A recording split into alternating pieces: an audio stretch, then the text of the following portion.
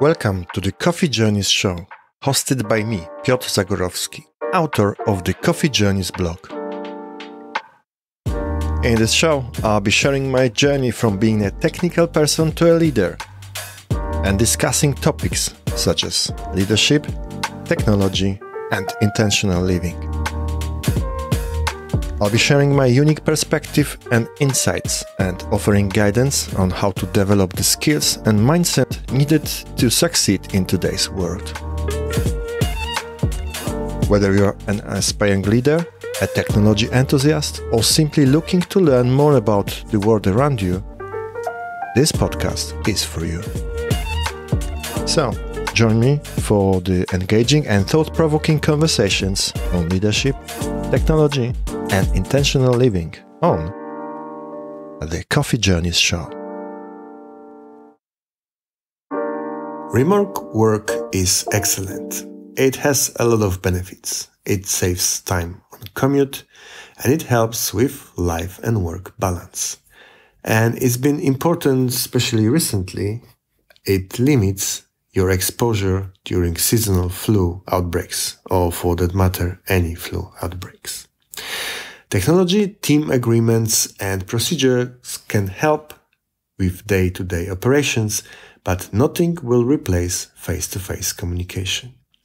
Even fully remote teams and whole companies must meet every so often to ponder on the past, plan the future, and just spend some time together. That means travel, and that usually means long flights, at least for some members of our teams. Is there anything we can do for this to prepare for long journey, for long trips? What is the jet lag and how we can mitigate it? So plan for today is going to be discussing these topics. Holiday season is upon us. We can travel for pleasure. We can travel for work. But at some point, we may be traveling long distances. So how do we mitigate jet lag?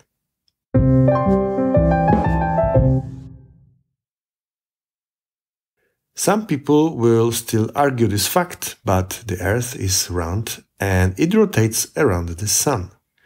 One rotation takes approximately 24 hours. Approximately because the exact number is larger and this is why we have a leap year. For the sake of simplicity, the early cartographers divided the globe into two halves, the West and the East, and later into 24 zones, reflecting 24 hours of Earth rotation around the Sun. So we have 180 degrees East and 180 degrees West. In total, it's 360, and 360 divided by 24 gives us 15 degrees. When we travel and traverse 15 degrees, we move into a new time zone. And this was not an issue in the past. People traveled mainly on boats. It took a while and it allowed for adapting. And it all did change, however, in 1960s, when the first commercial jet flight took place, moving passengers from one continent to another, not in days or weeks, how it used to be, but in a short time, in hours. And short travel and multiple time zones that are being skipped at fast pace make our body clock deregulate and circadian rhythm loses its synchronization. Our body just lags behind the two rapid movements and it's not able to keep up and adapt to the new dusk and dawn times. And when we study symptoms, it could be confused with some really severe diseases. We have insomnia, excessive sleepiness, daytime fatigues, concentration deficiencies, and even in extreme occasions, mood swings or even diarrhea. So the question is, how can we mitigate jet lag? Or perhaps reduce some symptoms? The usual answer is, as usual, it depends. It cannot really be eliminated totally, we can only try to prepare a little bit and follow particular protocol or protocols to mitigate some symptoms. But in the end, our body will need to do all the work and all the hard work, I would say, to adapt and accommodate to the new situation. Before we go to nitty-gritty of mitigation jet lag, I would like to point to one important topic related to fatigue that jet lags will create.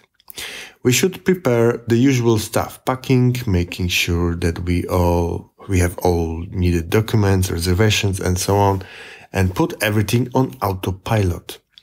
We should also create standard operating procedure for the time between landing and crashing into bed in hotel at our destination. The trip fatigue and jet lag will cause severe degradation in our ability to think clearly, so we need to put things on autopilot, as I mentioned.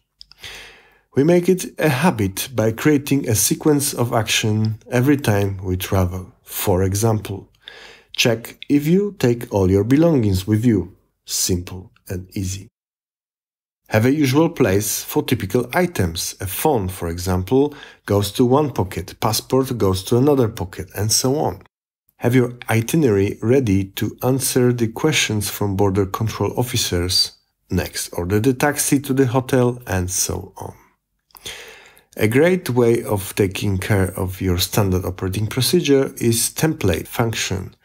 And I recommend, as usual, some application called Nozbe. This is to-do app that basically supports templates. I have my template there, and I always use the same template to basically make sure that I have my standard operating procedures, I don't miss anything, and it's always good to go.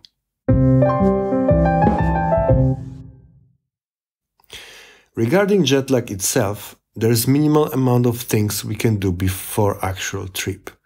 We can think of only 2 items actually. We can try to adapt to new time zone regarding the sleep schedule and eating schedule. For some people it will not be much of a problem, some other will find it virtually impossible due to some commitments.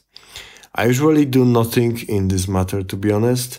I have specific schedule at work and I try to obviously have commitments in my family, and I cannot afford to have meals separately and go to sleep before my kids, for example. However, if you can do it, it's worth shifting your schedule towards the target time zone. It will be easier later, and this is a few just practical tips that I can share with you. If you need to shorten your day, try to use curtains that will cut the light almost entirely and go to bed early. If you need to lengthen your day, try to use the light that imitates the sunlight and stay longer. Insulin level gets lower overnight, so try to shift your meal to your new time zone schedule. Eating affects your insulin level, and insulin level directly affects your body timekeeping. The next section is what we can do during the trip, and that's probably the longest section. One of the schools of traveling promote the following scenario. Aboard the plane, listen to safety procedure, ask for a lot of booze, and quickly fall into sleep. It may work for some people to help them to get to sleep, but the quality of the sleep and later the quality of time when they wake up is actually questionable, and there is whole science about it. You can think you sleep deeply, but it's not quality sleep. Another popular scenario is to have one of those productive quiet times. Drink a lot of caffeine, stay hyperactive, and muscle through the journey. And don't get me wrong, I love this idea of quiet time.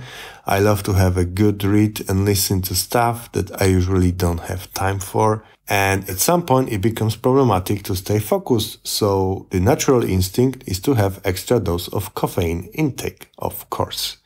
The main issue is that both alcohol and caffeine will dehydrate your body.